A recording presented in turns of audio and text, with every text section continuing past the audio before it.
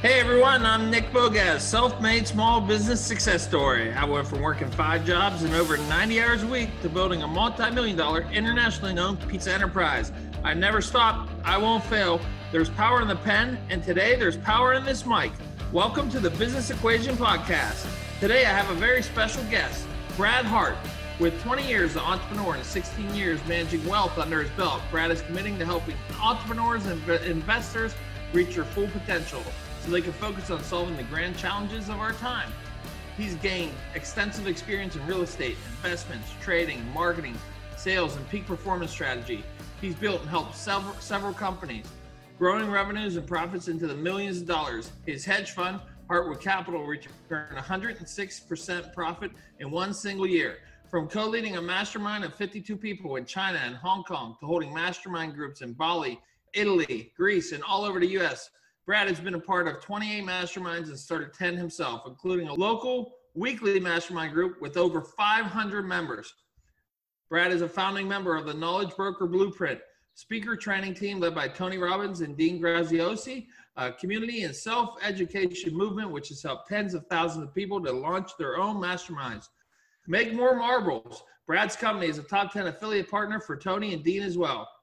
Build a Mastermind, or BAM for short, is Brad's favorite initiative, helping entrepreneurs to add 100K plus to their businesses and profits each year with only 5 to 10 hours a month, ongoing time commitment.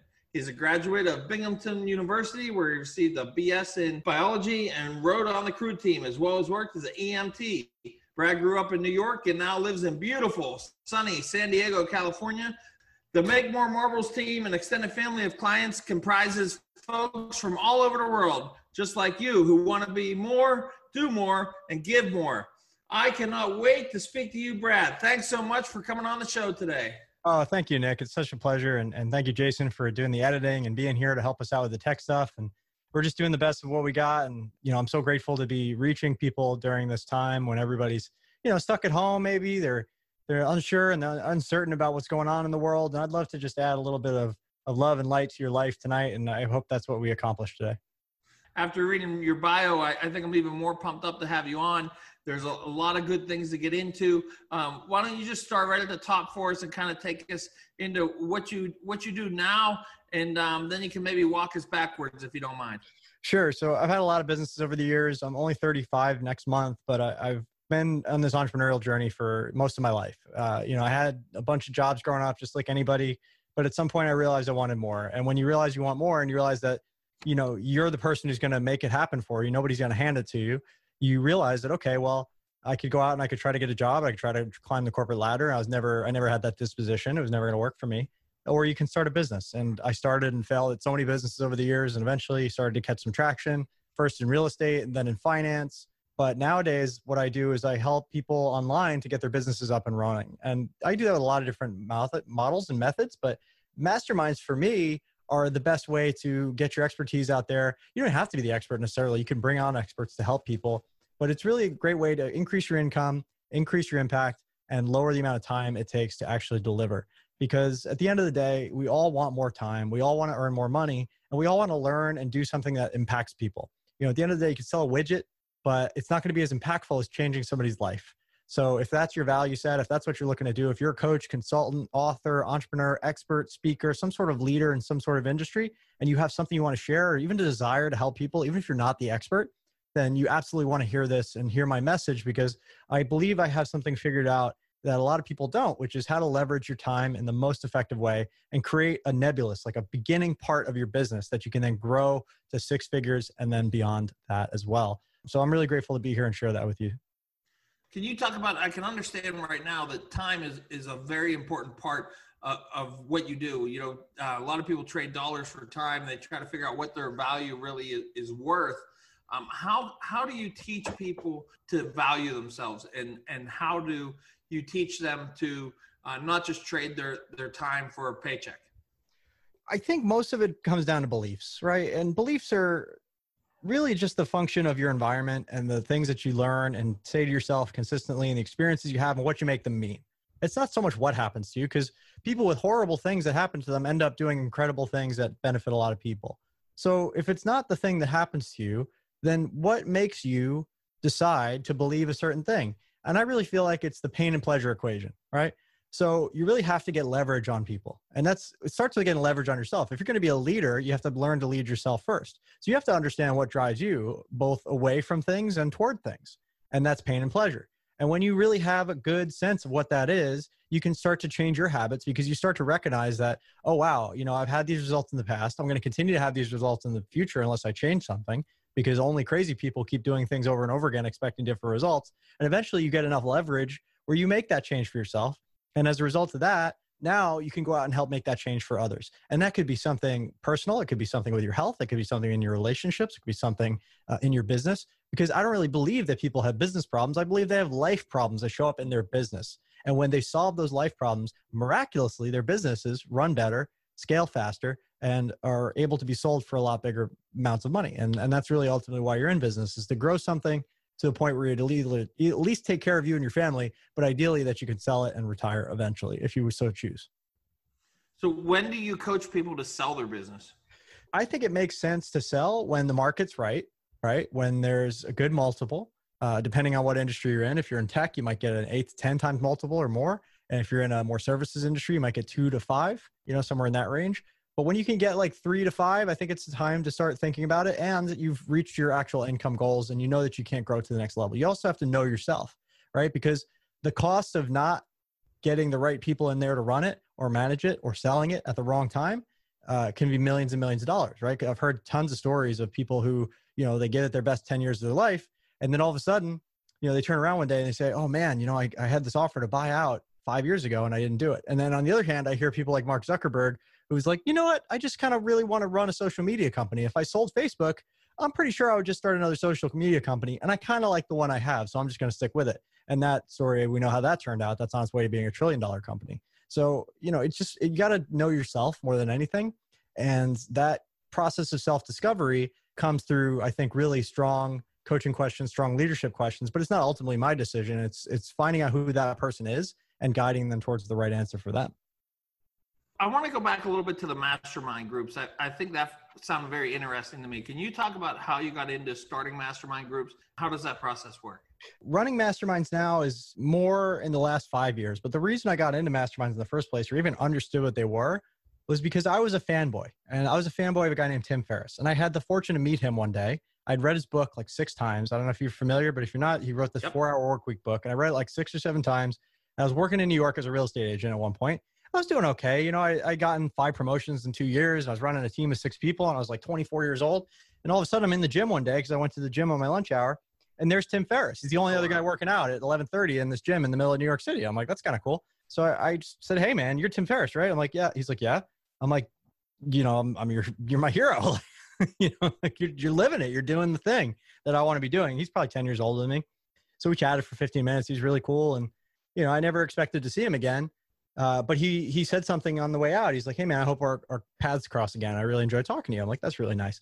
So 2 years later, he published his second book, The 4-Hour Body.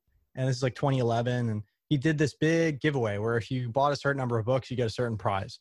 So I bought the big enchilada package, and I reached out to Charlie, who was working for him at the time. I said, hey man, tell me about these trips that he's doing.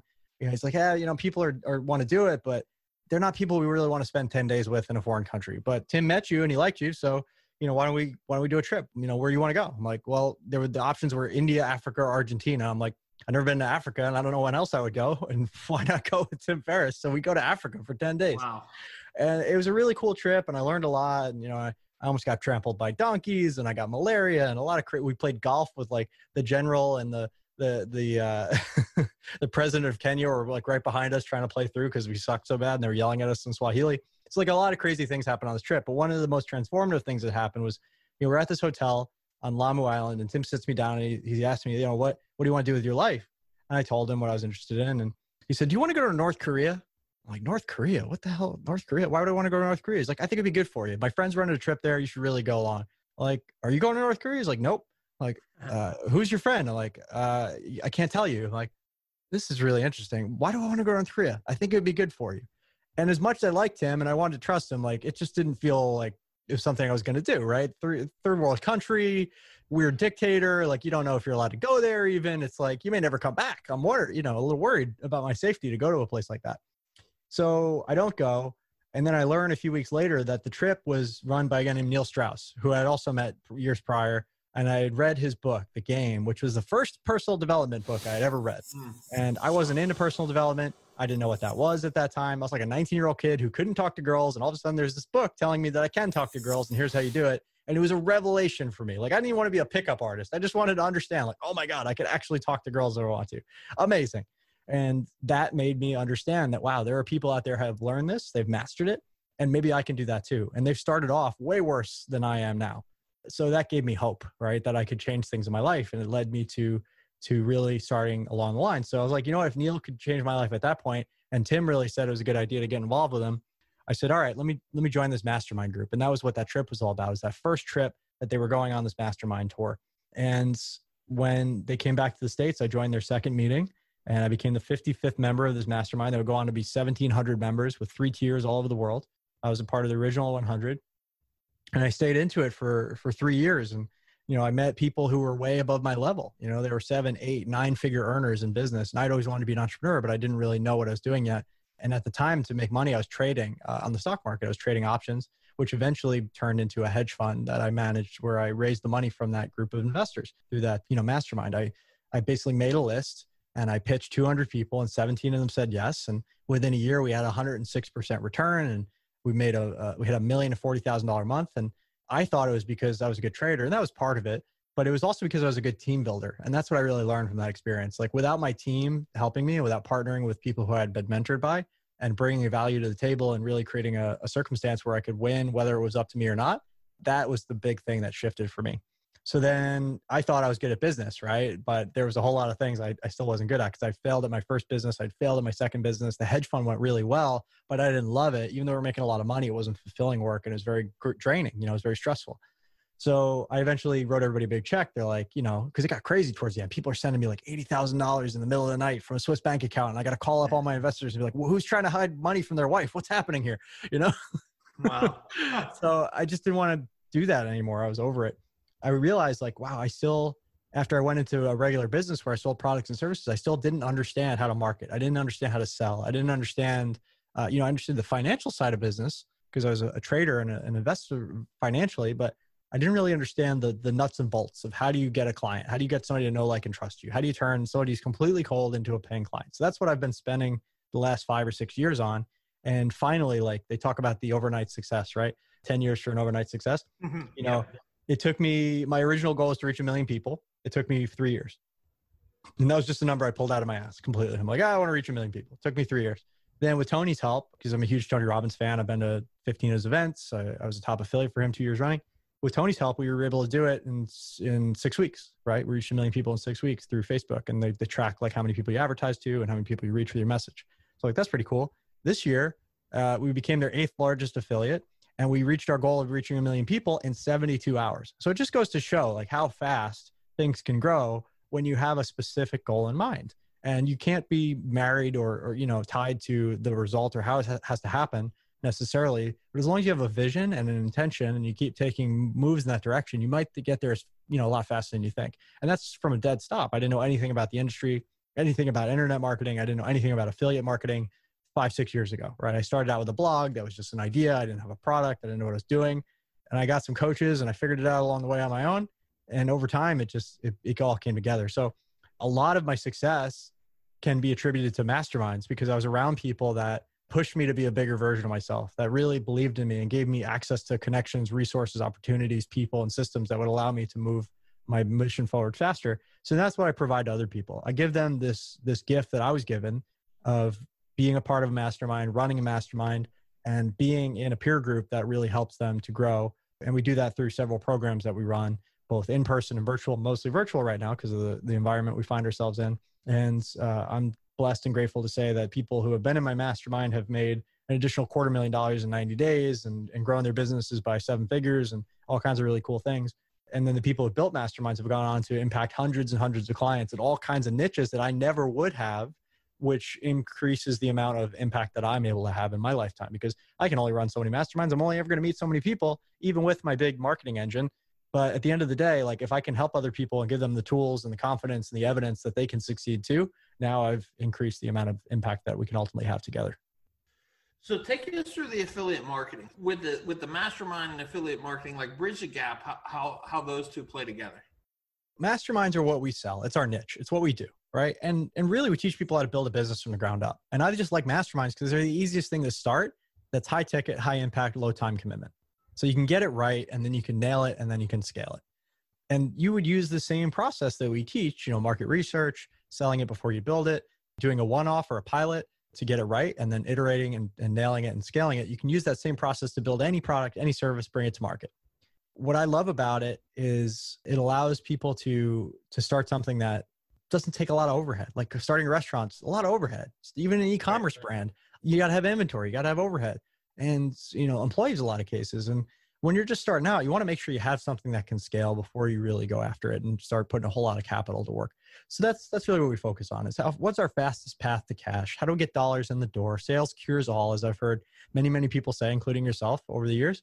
Yep. And we start with that. And then once we have those foundational pieces, our avatar, our offer, our niche, we know how to sell, we know how to get some dollars in the door. Now we can go and build it bigger. And how affiliate marketing works into that is, we have our offer that we sell to the world. People buy my books and services and products. And then we have a list, right? So we have this list of people that, I do masterminds and some other stuff, but I'm not really interested in being everything to everybody. I'm not going to try to sell them everything, and nor am I an expert in everything. But I've got a lot of great friends who have partner offers that we can then promote. Guys like Tony and Dean and Ryan Levesque and Stu McLaren, Danny Inney, like just some of the partners that we've promoted this year. We're about to do a big promotion with T. Harv Eker and his son, Jesse. So as a result of having built this big audience, I have tens of thousands of people that read my stuff every day. We can send out messages and marketing about other products and services as well, for which we receive an affiliate commission. And last year, actually, about a third of our revenue was affiliate commissions. So that's pretty cool, to have that additional revenue stream for doing no extra delivery, no extra work on top of what we're already doing, which is low time commitment already, but it's really nice when you have extra money coming in for doing almost nothing. So do you still do the masterminds with Tim Ferriss as well then? So Tim and I haven't talked in a very long time. He went off and had his life, and I went off and had my life. I don't begrudge that. It's just, wasn't a fit. I was much younger than him and not in a place in my life where I could really be of service to him. But maybe we'll circle back together one day. And I still keep in touch with his assistant, who's gone on to bigger and better things for himself. Went and had a family and a baby, and we're talking about a decade here. So Tim has gone through ups and downs. I've watched his journey along the way, but no, we haven't had too many opportunities besides just meeting randomly at events and saying hello to really drop in again. So yeah, everybody asks me that, and the answer is no, we're not friends. I just figured, it's really interesting. I think a lot of times people talk about luck, but it almost sounds like, when you go back to being 24 and talking about how being a big fanboy and it almost like you manifested the meeting and then, puts you on a journey to the journey you're on today. And I'm so grateful for that chain of events playing out, because it showed me that I was kind of a sycophant at the time of my life. And I didn't know any better, right? I was a 24-year-old kid, but nowadays I take my relationships much more seriously. And I've had so many relationships with big heavy hitters like that. And I always seek to add value first. And I always seek to see where, I'm not going to force it, right? If there's no reason for me to be in a relationship with that person, I'm not going to push it. And that's been a big reason why I have so many great relationships. And people are like, how do you know, Oren Claff? That's a great example. Like everybody would love to talk to Oren Claff, and we're buddies. We go running together. It's because I don't bug him with shit all the time, and I only show up with value, like it's pretty straightforward, but you got to play the long game. Like we were texting for 3 years before we really started hanging out, and I just kept up with it. So if you're listening, Oren, thank you for putting up with me and being my friend, but it was never to get anything. It was always to give something. And that's how you become friends with these types of people, if they'll have you. Right. And realize that you don't need to be friends with everybody. You don't need to know everything. You don't need to know everybody, but it's helpful. And I think a lot of times, you'll hear people say like you are who you loaf with to say it, without too much savvy or the equation of the 5 people you hang out with or associate with.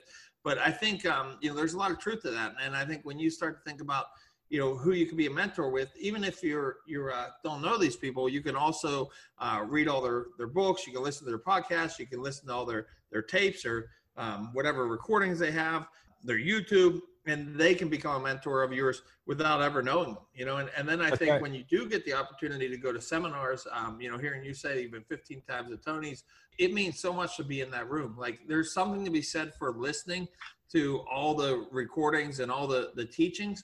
But when you sit in that room, something really changes. There's no doubt about it. There's a vibrational quality that you miss in audio and video, and even like a Zoom call. It's just a different feeling to be in the room with somebody, especially somebody with the presence like Tony. When I met him, I was like, I couldn't even talk. I was so overwhelmed with like emotion because the man's changed my life in so many ways. And I hope we get to drop in the future. We're actually going to spend time on Namali, his private island in Fiji. So I'm really excited to do that as well. And that's, you know, again, just showing up, adding value, becoming one of his top affiliate partners. And that's how I got that opportunity. It's not magic. It's just playing the game long enough where you end up winning. A lot of times people think that everything's easy, or, you know, like you said, that 10 years for overnight success. Like that's the thing. No matter what you do, it doesn't matter. You just have to give it all, whether it's restaurants, affiliate marketing, MLM, whatever it is. Like if you get into it, you've got to give it everything you've got, and you got to believe in it. You mentioned about the goals and setting goals for yourself. Take us through the goal process of Brad Hart. I kind of have brain dump sessions, right? Because I learn a lot. I'm reading a lot. I'm always taking in information. I'm always meeting people, and everybody's got an angle. Everybody's got a way they do things. And I'm really looking for the people who feel like they have mastery and can explain it simply. You know, if they don't have one or two things that they have really mastered and could explain simply, I'm out, right? Because if it's too complex, it's not going to work for me. I just know that. And if it's too complex, then it sometimes means that they haven't really had it to themselves. Like they haven't figured it out themselves as well as they need to. So I can usually get rid of most of it from that perspective. Then when it's like, okay, cool. Like here's an example of something we're about to implement in our business: quiz funnels. And I've known Ryan Levesque for like 5 years. I bought his original program, and I've been promoting his stuff for a while. And finally this year, it makes sense for me now to like build a quiz funnel. So I'm going to go directly to the source. I'm going to work with Ryan or somebody on his team, and I'm going to build that quiz funnel. And, you know, I'm going to bring as much value as I possibly can to the equation. I've already got the software. I've already sold the program. I already have the program. I'm going through the modules. I've already like sketched out what my quizzes are going to be. I got my 3 ideas. And then I show up to them like, here's what I have. And here's what I still have questions about. Like I did all the work. Here it is in its final form. This is as good as I can make it, knowing what I know now. Tell me what I'm doing wrong. And then if you wouldn't mind, when we build it out completely and it's done, just take a look through it, feel like go through as a user, and just tell me what you would change, if anything. And doing that, people like love to help you, right? And I'm like, I'm happy to pay you for whatever that is worth to you, because you've already done most of the work. You've taken it as far as you possibly can before you bother anybody, even the expert, at what it is. Most people show up to an expert and say, you know, I had this vision and you're going to make it happen for me. It's like, no, you have to be so fucking committed to it that you're going to do everything within your power. And then only then, when you've exhausted your capacity to do it for yourself, are you going to reach out to the expert. And that's the biggest key, is I'm willing to try it, hit my head against the wall, and figure it out as fast as I can, as much as I can, as long as I can, until I get to a place where I just can't go any further without that expert. And then I go to them for the help. And that saves me money. That saves me time. That saves me face. And that builds relationships, because people want to work with people who are a sure thing. And when you hire a mentor or you have somebody that's working with you, the biggest thing you're asking them is to put their reputation on the line. It's not the money. Yeah, they're getting paid, and they should get paid, because people pay attention to what pays for, what they pay for and what pays them. But they really need to know that you're a sure bet as a client too, because the best mentors can work with anybody. You know, you don't think Tony Robbins can get any client he wants? You don't think anybody in the world would love to work with Tony Robbins? Of course, you're going to have to show up and really show up as a client too, you know, if you want to work with somebody like that. So that's really what I've learned, is just be your very best on your own, and then call in additional capacity as needed. And that doesn't just go for people, that goes with God too. Like show up as much as you possibly can. And the divine, when you tap into that, that's that next level. That's that next piece that can really put you over the edge. Is, you know, don't just rely on your own power, because we are ultimately powerless. Rely on a higher power. And that starts with utilize all the power you were given and do well with what you've been given, so that more can be given to you. What was the point that you got the nerve to be able to know that you're good enough to reach out to the experts? Because I think that's probably where a lot of people get hung up. You know, they think they have a great idea. Maybe they know more about the subject than just about anybody. And they feel like they could take it to the expert, but they just don't have the nerve to do it. Like, what would you tell that person that's out there like, man, I know more about the subject than anybody. This maybe is the same... second to the person who invented it or who has perfected it.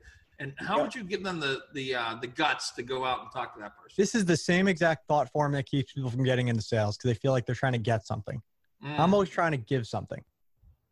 I'm always trying to offer value, right? So when I reach out to these biggest people, I'm never asking for anything. I'm only asking, how can I help? Or I'm doing the research to figure out where the holes in their game plan are and offering a person, a connection, a resource, whatever it is that I can help them to build. And I have so many friends that have done this and they've had incredible success. So like the guy I worked with, Tim, Charlie Hone, is a dear friend of mine. We don't talk every day, but like we've known each other for a decade now. And Charlie, he basically got in front of Tim Ferriss, Ramit Sethi, Tucker Max, Seth Godin, all the same way. Is he did his research, he reached out, he found a hole in their strategy, marketing usually, and he was like, hey, I'm going to do this for you for free for 2 weeks. If you love it, we can talk about you paying me. If you hate it, tell me and I won't even bother you again. But I just want to do it for free for now. This is what I'm really good at. Here we go. And it was like, in the beginning, it was like video and whatever like made sense. And he would just do it for them. And then all of a sudden you had this person who's reaching out, offering to do it for free on his own dime, his own time, not asking for anything except for a chance to prove himself. And that was how we got in with all these people. And I'm like, why can't I do that? Why can't I just reach out and utilize my network, my connections, my resources, my opportunities, whatever I have that wouldn't be of any value to me, but maybe it could be immensely value to the people I'm reaching out to, and establish that relationship? Because, one of the laws of influence, as Robert Cialdini put it, is reciprocity. People want to help people who want to help them. Right. And if what you have is specific and valuable and considerate of the person's needs and wants and desires, and it's where they're at, and you really nail it, who's going to say no to that? Very few people. And I think some of it is you have to dig deep and look at yourself and kind of know your self-awareness and where you can leverage things, right? Like what talents do you have that maybe somebody else doesn't have, or what relationships do you have that nobody else does? Absolutely. Is that kind of everybody needs that goes into it? Sir Richard Branson needs stuff, just like everybody needs stuff. He just needs different stuff than other people, right? He doesn't need things that money can buy unless he doesn't know where to spend the money, right? He might have a problem that he has the money to solve, but he doesn't know who can solve it with that money. He might not know about the book or the course or the software. I'm just using random examples, or the person that can make it happen, but maybe you do, and you can offer that. That then you become the bearer of the good news. And how this relates to sales, in case people are interested in hearing this, is like, whether or not I am a right fit for somebody who gets on a sales call with me, my goal is to make sure that they come away with clarity, they come away with an action plan, and they know unequivocally that it's either a good fit with me and I made them an offer. And at that point, it's in their court, right? I can only do so much to make them say yes. But if they say yes, they're going to go far with me because I'm committed to that. And I hope they are too. But more importantly, even if it's not a good fit, I'm going to tell them and I'm going to give them some resources and make sure that they get moving in the direction they need to go. I'm going to tell them, hey, read these 2 books, talk to this person, follow this news feed, jump on this mailing list, because this is what you need right now. And it may not be what I have. And that's okay. When you come in with that mindset of I'm going to give no matter what, then not only do your sales get better, you're coming from a place of abundance, and people, respect that, and they start sending you referrals, because you could tell them your offer and say why it's not a good fit for them. And then remind them like, hey, if, it's no hard feelings. Like, well, I'm glad we figured this out, that it wasn't a good fit to work together, but now you know what I have to offer.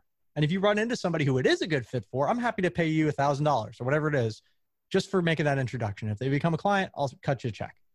So now you've created an opportunity out of something that most people would consider a waste of time, is a referral partner. So how important do you think it is to be genuine? I can tell through everything you're saying that, maybe you have a set purpose of how you're going to offer value, but it can't be scammy. It can't be, like you're taking advantage of anybody. Like you're I'm sure sometimes throughout this that you've had things that just didn't work out. Like, can you walk us through like how to be genuine about it? And also maybe that time where it just didn't work out for you. Yes. There's plenty of times it hasn't worked out. I lost $45,000 on my first business. The first time I launched this business, I didn't have a real product or understanding where I wanted to go with it. And that's just a lack of planning on my part and a lack of knowledge and what was needed. I didn't have a niche. I didn't have an offer. I was just going to write a blog. Right. And even recently, like I raised some money for a deal and it didn't work out. And it had nothing to do with our execution of the deal. We did everything we were supposed to do, and COVID just took us down. We made less money than we put out. And now I'm working with those investors and I'm communicating with those investors to try to make them more whole. And it sucks. I don't like that pressure. And I don't like having to, be beholden to anybody. But at the end of the day, they invested their money. They had trust. They may or may not have understood the risks, and they were clearly outlined in the agreement. But at the end of the day, communication is what matters. Whether it's going good or not so good, You can't flake on people. You got to communicate. You got to answer their questions, and you got to keep walking towards a solution, because, you know, sometimes shit just doesn't go your way, and it builds character. You know, I'm the first person to say, like, sometimes my deals don't fucking work out. That's risk. That's a part of life. And it's not up to me to take on your risk. You got to make decisions for yourself and take on your own risks and understand what you can control, what you can't control, and just do your very best like everybody else. Like, I don't get mad at the stock market because my investment went down, right? I just learned to time it better, or I learned to invest in things that I understand better, or any number of things, or have a longer time frame where, you know, you're not so worried about every day what's going on.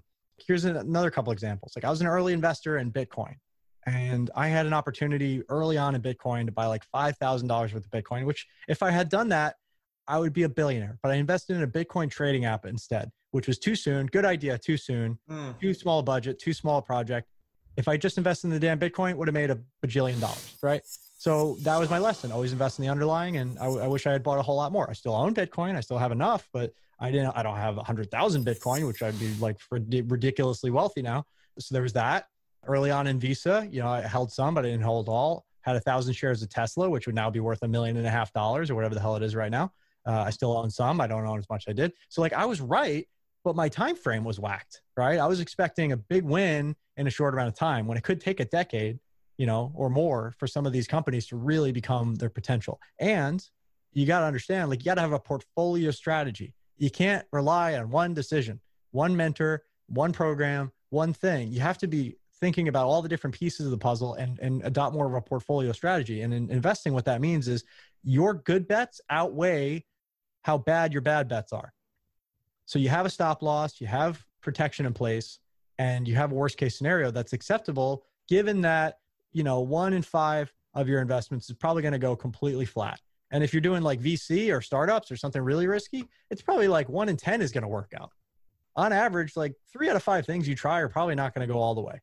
It's that 1 or 2 that are really going to kick ass. And you got to have enough at bats to where your grand slams are going to work out better than if you had just bunted every time. You got to be able to get up to bat a lot more. So that's really the key, is just understanding risk and how to mitigate risk, because you can't control every single instance and every single time you try. But over enough iterations of that, if you win enough and it overshadows your losers, you'll end up winning overall. And that's the most important thing.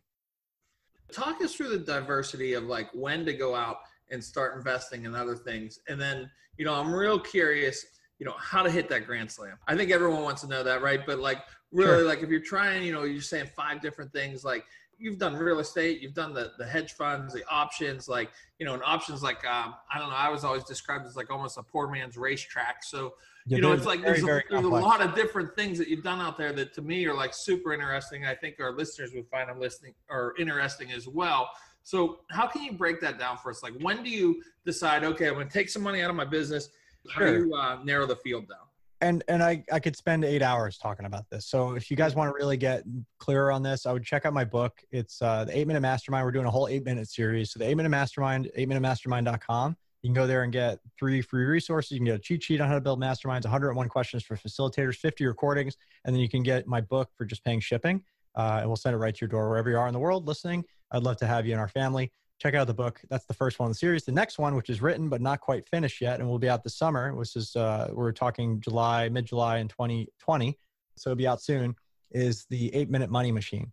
And I really look at investing as an opportunity to build a second machine to generate wealth. Just a little bit of a preview of the book. It's a different mindset. Entrepreneurship and investing is a different entire mindset. And the things that work for investors are not going to work for entrepreneurs, and the things that work for entrepreneurs are not going to work for investors. One is a way to generate something from nothing. One is a way to take something and make it into more of something while not losing it entirely or even a lot of it, right? It's Warren Buffett's two rules, right? 2 top rules: never lose money, and see rule number 1. So whenever you think about taking a chance, taking a risk, investing something, you need to understand the parameters of that investment.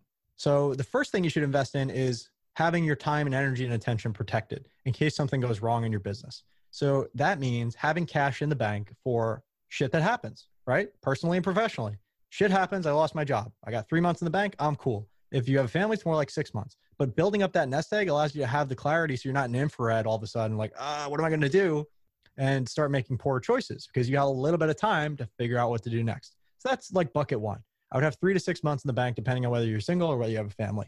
After that, it's a waste to have that much cash sitting around because it's not putting to work, and inflation is killing everybody right now with the amount of money they're printing. So then I would look at life insurance, and not boring ass life insurance where you pay money and then if you die, your family gets something. This is, this has elements of that, but life insurance is actually a very complex and interesting instrument that the wealthiest families in the world use to increase their wealth, generation after generation after generation. It's the reason the Rockefellers get richer every generation, and the Cornelius Vanderbilt family was poor after 3 generations, even though they built one of the biggest empires that's ever been in existence. They built all the trains across all America. They were ridiculously wealthy and lost it all in 3 generations. So the difference is because the way they structure their policies. So the bank, if you will, usually holds on your money and you use it when you need it. But what if you could be your own bank? And insurance companies allow you to do that with what's called cash flow banking. So by investing in these policies, you build up cash flow, and then you can lend against that cash flow, and you owe it to yourself. If you never pay it back, it just comes out of your death benefit, right? It's not like something that the bank is like, you have a negative balance or you need to pay interest on this loan. No, you pay yourself back with interest. That's one benefit. It's judgment proof in many states, which is another huge benefit. Nobody can get at that money. It's guaranteed return that's not tied to the market. Usually, 4.5% in this climate, but when you consider that the bank is only paying you less than 1%, that's pretty good. And if the market goes down, it's not touched. And there's a lot of ways you can structure these. I really, after looking at all the really nitty gritty numbers for all these different ways, I still recommend like pure whole life, guaranteed premium, guaranteed investment, guaranteed return, guaranteed death benefit. That's what you want. That's the most tried and true methodology. It's been around for 200 plus years. And insurance companies are so well capitalized by law that they don't go out of business really. Even like AIG never went out of business during the collapse in 2008. So that's like bucket 2. And we could go really deep into that. Keep an eye out for the book. Grab the one for now, the Mastermind book, and we'll keep you on the list for that. 8minutemastermind.com. You can grab that. The third bucket would be stocks, bonds, gold, commodities, any kind of portfolio or paper assets. And I put this in this bucket because it's still something that doesn't take up a lot of your time, energy, and attention to set up, right? It's this kind of thing you could set up once and then look at maybe once every 6 months, and you don't have to touch it after that, right? Because we really want to focus on the thing because the fastest path to wealth is still to make more money. It's not to invest, right? You're going to get there a lot faster by earning more money. You're going to get rich a lot faster than you are by trying to invest. Because even if you hit every single number came up in your life, 20% returns year over year are insane. But like you said, you built a $10 million empire in like 8 years. You aren't doing that in the stock market. You just aren't, right?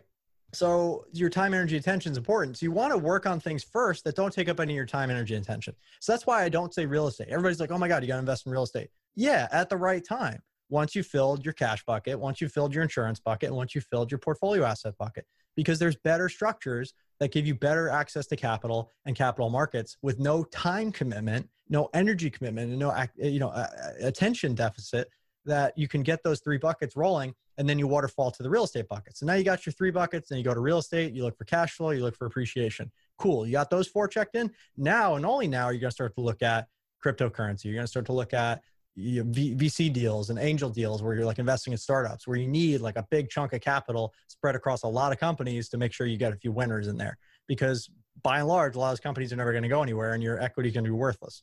Other things you can do are like debt positions and things like that in both real estate and companies. And there's a lot of ways to structure those deals, which we don't have time to go into now, but that's my general investing thesis is 5 buckets, fill each bucket in order. And then in the whole scheme of things and what you could do with your money, you'll have a really solid money machine that allows you to take bigger swings, knowing that you're covered no matter what happens. And the key is to get to where you can take the bigger swings, right? That's right.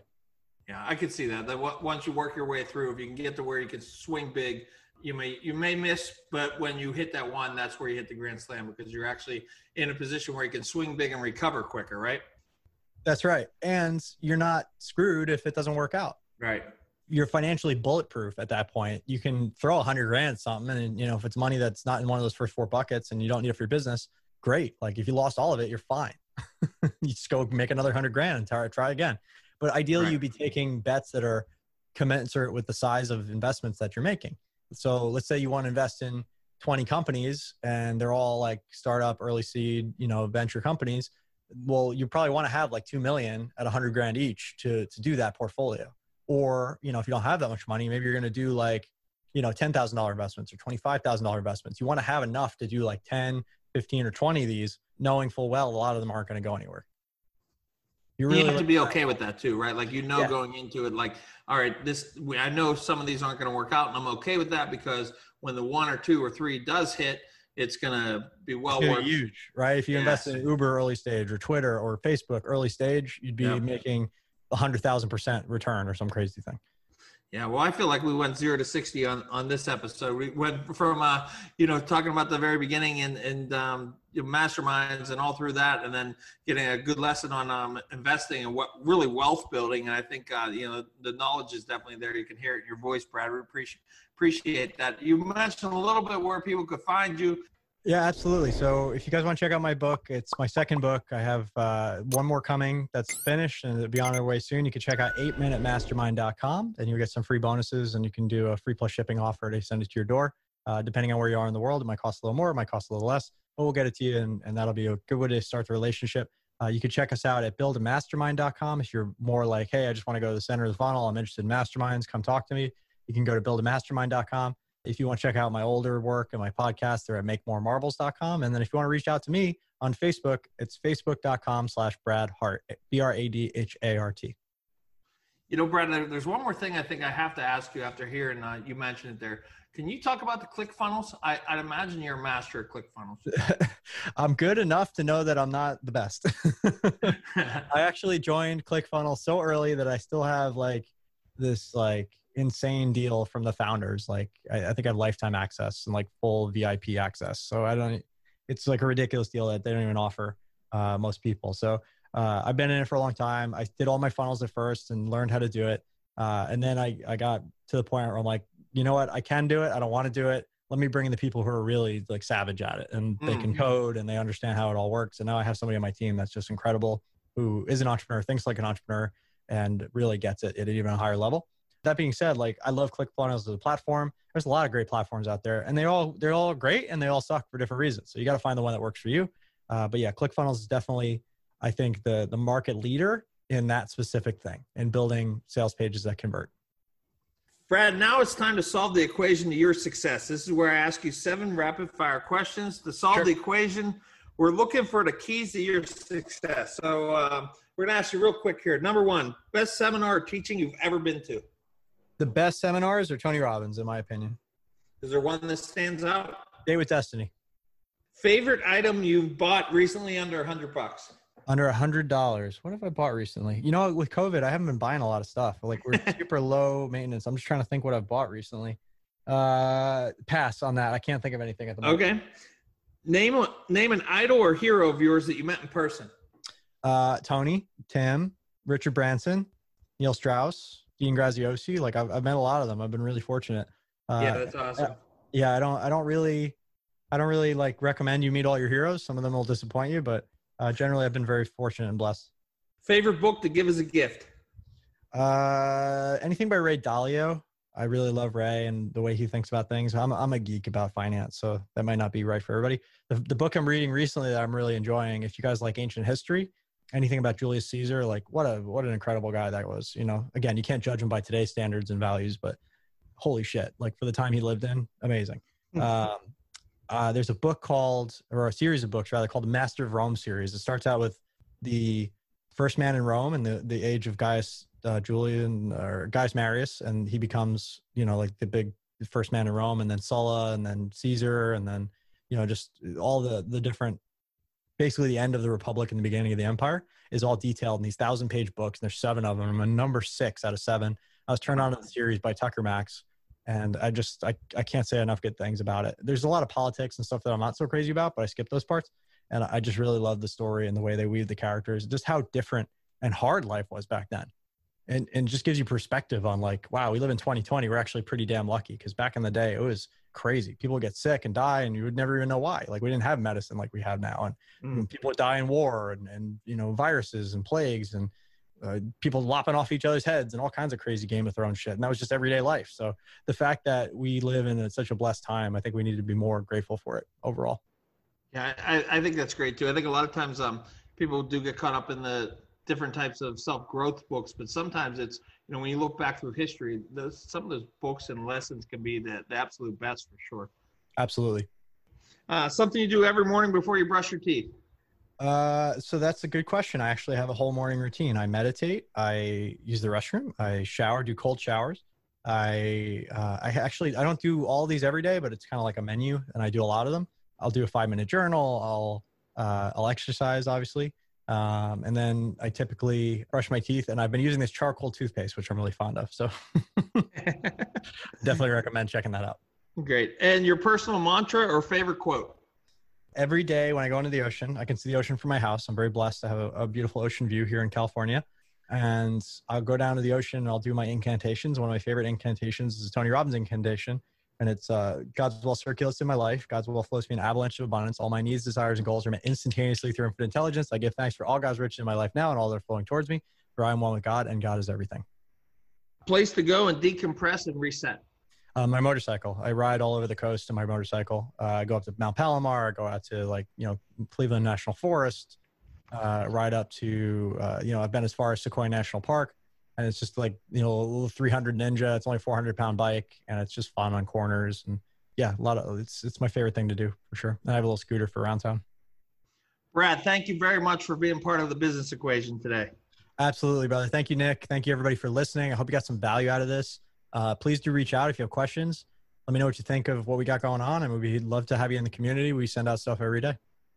Fantastic. This has been the Business Equation Podcast. I'm Nick Bogacz. Give thanks, be humble, be grateful.